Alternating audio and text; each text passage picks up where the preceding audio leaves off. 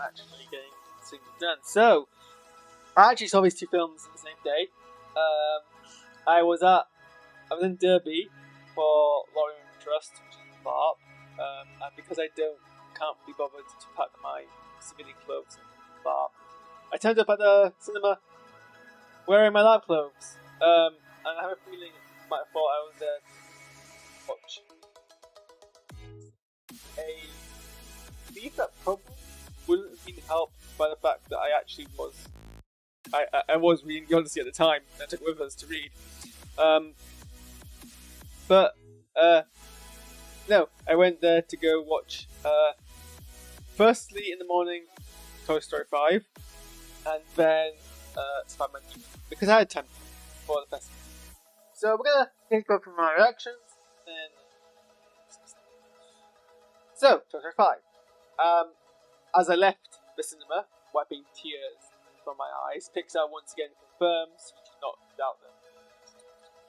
Somehow, the franchise once again hits me really hard in the feels by being spookily relatable.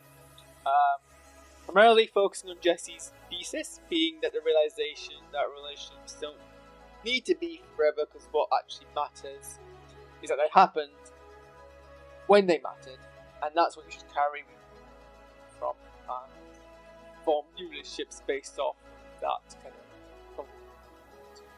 It's a story, it's a lesson, I'm probably not getting it heart, but it definitely did speak to me.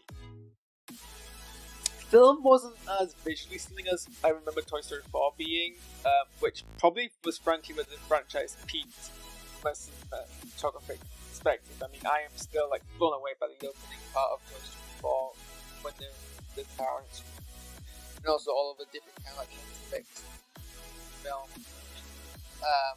This didn't quite seem to like push the same boundary.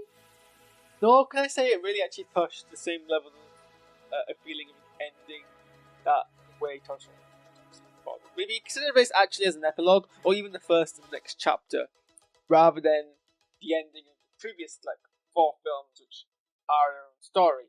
Then it is very much a deserved entry in the franchise. My auto prompt just stopped for some reason. My biggest fear was that it would be nothing more than blah blah blah, tech bad, Thomas Edison's a witch, which was actually surprisingly thankfully unfounded as a fear. Like, Lily is definitely the antagonist, but in the sense of they have the same aims as protagonists do, but you know, competing ideologies, and that's what completes conflicts. But they're not trying to like undermine the hero. Well, they are, but they're not trying to like cause harm. They're not bad. They just are a separate thing that doesn't understand, but the toys don't understand it either. And the journey they go on is kind of a mutual. It allows for a natural but surprisingly pleasant welcome progression of Lily actually redeeming themselves, and the plot has the beat that the issue isn't with tech, because Jessie eventually befriends some archaic electronic toys which would have an R in the film considered tech at the time. But these electronic toys also share the same bond of waiting to be there for the child at the right time that they need them, and that opens Jessie's eyes to the idea that actually tech isn't necessarily bad as long as it's used appropriately. And indeed, we're reminded that in the first film, Buzz himself was framed as a modern technical toy pushing out traditional toys, and that was like a big source of conflict, and then these two opposing ideologies reconcile to be by the boss. So I'm actually kind of glad and surprised that the film takes that approach, and it's kind of refreshing. It's kind of, I mean, I'm biased because I hate the tech bad. Glad that we can do that.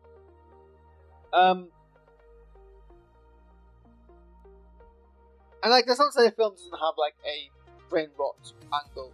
It does address. So it is like a balance. It is very much a balanced view. But the film doesn't end as you kind of would expect it to end. You know, tech beat toys in your place. You're like, oh, how foolish were we to think that tech could replace toys? No, it concentrates on the balance of modernization, where tech has its place in utilities, as long as they're mindful and moderate.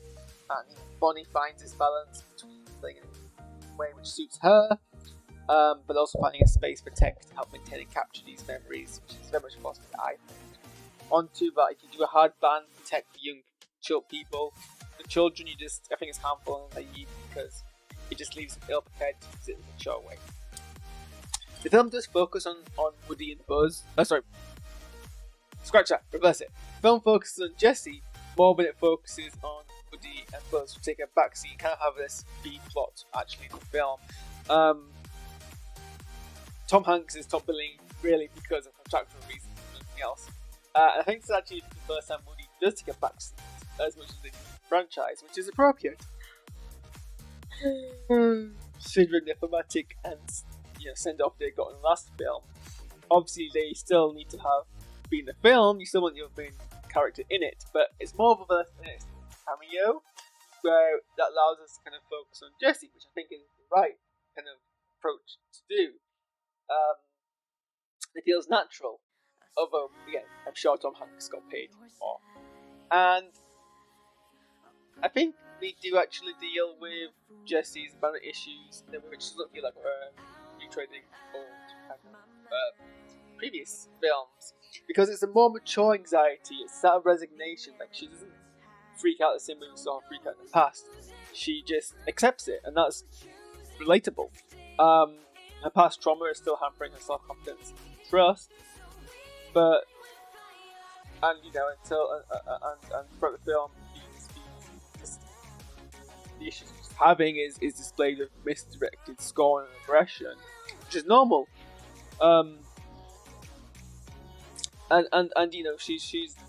She's internalized the idea that people grow up and grow apart, and that means that nothing matters. And then she kind of accepts the idea actually it did matter at the time. It doesn't matter, and it matters now, but it wasn't that you were there at the time, even if now you're not. If I have to say it's less than I will have trouble internalizing, but it's nice that the film explores it. And there's also a point in the film that only I, in admittedly sparsely populated theatre, because I watched this film very late in its run, but I was the one who laughed at it, and I laughed at it for a long time, and I think it's always a win.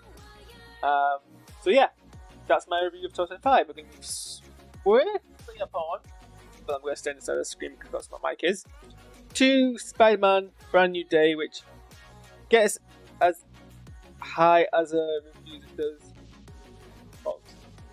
And for sorry, words failed. Also, there are lyrics in the song. Why are there lyrics? Since when did are we playing the right song? Right.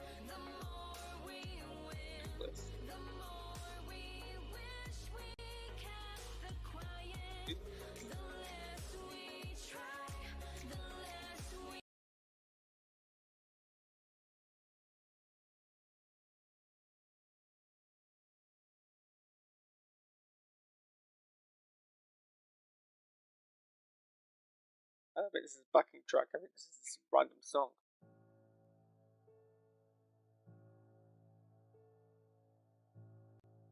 Okay. Anyway, now that's kind of fixed. Sorry. So yeah, Spider-Man Brand New Day gets a view from me, of which at least half the stars are here because it avoids very obvious ejaculation. This is a Christmas song. So let's listen to a little Christmas. So, like a lot of Marvel Studio films, it's a film busy with so many elements. You've got the Hulk, Black Widow, Scorpion, X-Men, but as Marvel Studios actually do more often than people give it credit for, but again, not always, so I appreciate criticism sometimes earned. The elements in this film actually feel like, they have a place in the film. Like, you made a cinematic franchise, it kind of, I think you do, throw up some people, I think, try and say, you do actually kind of still need there to be these kinds of things. And if you think of it as like a page-to-screen comic book, well, I remember reading, and I didn't read a lot of comic books as a kid. When I do read comic books, I do notice that a lot of other characters, franchises, lead to their films, do features background-ish in other comics, and that's normal. And now got to a stage where films because that would be unthinkable. I think it's one of the great things about this. And really, apart from the Hulk, everyone else who perhaps like, I mean, to fair, personal rights issues, I guess, the thing. So you're not really ever going to get the Hulk as a character in someone else's film anymore. But apart from the Hulk, everyone else who turns up and fills a role in this film who is like a crossover film would just be filled with some D-level character, or even like a nameless individual, someone who just made up. So slotting in a star doesn't even derail it. Like there would be someone who Peter Parker goes and visits to get intel from. We just happen to have Florence Pugh in the payroll, and it makes sense for Peter to go to Florence Pugh because he knows we're Avengers, and the film doesn't make much of a fanfare. Like if you didn't know somehow, if you watch it, I mean, if you're a young kid and you're just a Spider-Man fan and you didn't know about the MCU, then you didn't know who Black Widow was, you probably wouldn't even realise this was a big deal or a deal at all, which I think is like the right way to do it. Even non-reveal of the antagonist being John. Who's that? Who's John? The reveal of the antagonist being Jean Grey, which, yeah, we all kind of saw coming. That would be like a big deal in like the film. We'd make a big deal about it in the publicity, and it'd be like, oh, it's a crossover film. It's gonna be Spider-Man versus the X-Men. But like, they don't make a big deal in the publicity. I mean, I think they did a good job of like hiding it, but obviously everyone was like, "This is a redhead in a Marvel film. It's probably Jean Grey." And like telepathic powers, it's obviously gonna be Jean Grey. And there's like only a really minor gas, like pause for a gas, but like it doesn't stay on it for too long. And like so, like it feels very natural. And by far, this is the most solo and street level Spider-Man film we've had at Marvel Studios. It meets expectations of being directed by Destin Daniel Cretton. It feels, very like. It feels like, well, grounded, like I said. It feels visceral and kinetic. But also that, the thing about a lot of like superhero films is it has to be like a big day in their life, which for superheroes is even bigger a thing because other days are big days, they're facing fighting supervillains. But like if you think about the 3 Tobey Maguire films or 200 Garfield films, well maybe not Garfield so much, but it's like the 3 Tobey Maguire films. These were all like 3 pivotal things in that version of Spider-Man to create their origin, their big kind of like, and then their quitting Spider-Man thing, which in the comics was like a big deal, but like years after we knew Spider-Man for like years and years after they were like a kid superhero for so long. And then you have the Symbionite thing, which was obviously like a big thing, big arc, because it's in the film. This actually felt like it could be just your average, like a couple issues run plotline from the comic books. It doesn't feel like a big event, and it's just like a day in life. I think that, I enjoyed that. I enjoyed feeling that way that I was watching. I think it felt like episodic, but in a good way. And I do appreciate and like they don't burst the ramifications from the last film and movie. MJ does find out Peter's identity in this film, but it's the third act, and very realistically, although which does kind of retread from Guardians of the Galaxy 3 a bit, as she puts it, just because she now knows it doesn't spell, she doesn't gain any memories, and she doesn't know this person, even though she believes that he knew a version of her. This is a different version because her life is like different now, and she doesn't have those same feelings, which is completely realistic. And that it's not an immediate reversal. He's still going to have to re-earn that relationship.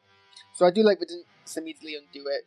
Like I said, I do also really hate mind wipe thoughts. It's just a thing. I don't know. The idea of some of the memory just scares me, the concept, and I never really liked it. Just feels so inherently tied to his person. I kind of do wish Avengers to get him into that, but obviously I never really credit cinematography and skill for shooting still fights. Display here, and it's very camera work. I think in terms of criticisms, Spidey's trust is really in the Department of Damage Control is really overly naive. Like, we could see a twist coming a mile away that they were the real bad guys all along. To the point where, like, I mean, like, it wasn't even set up as a twist. Like, it was obvious. Like, there was a point where I was like, oh, maybe they're like being so obvious that they think that they're gonna then trick us and be like, actually, no, they weren't the bad guys all along. But no, there was no like way they were doing anything which setting things up any kind of way. And it's like, you know, if you were Spider-Man and you captured someone and the last thing they motored towards you before they passed unconscious was Sarah, like, hey, that's a weird thing to say, and some guy's like, yeah, just a random memory. You'd be like, this is suspicious. But I guess we did need like an excuse for our main trio to interact, and those were some of the genuine how more heartwarming parts of the film. And I do appreciate the film's commitment to having Holland's face covered in the mask, or even being in a full suit, where a lot of these character bits pass for like finding excuses to unmask them, because obviously we don't have mode. But like there's a lot of parts in the film where it's clearly like, I think it's obviously Tom Holland, and like I think you would Tom Holland role because they're an actor who has a background in physical performance, and you can, you know, you might as well use the person. But like, you know, I appreciate still I didn't know what Jean Grey works as an antagonist, you know, they're dealing parallel to Spidey, the idea of having trauma, no support, and how that kind of like exacerbate your powers and like make you out of control, but also then also being like Spider-Man for once actually fighting a like, well, I guess he's not a teenager in any of these films, but a young adult, actually fighting a young adult, because I don't think I've actually ever seen it before. Like Green Goblin in Basic Spider-Man 2 kind of count. I mean, does the ending slightly rehash the ending of the Bolts with Spidey winning by basically giving the bad guy a hug and being like, it's fine, you're not alone? Yes. Did it also take me 3 hours after I finished the film to realise that? Also, yes. The other really good part about this film is that Holland and John Bernthal have a really extraordinary chemistry that really just blindside you. You don't really expect them to like connect so well, and I do hope these two appear together again in the future. I don't know if this is the best Spider-Man film, but I think I think Holland, who is the best Spider-Man, has the best outing yet. If that makes sense. Anyway, those are my thoughts. I've got email now, so go get out of my house.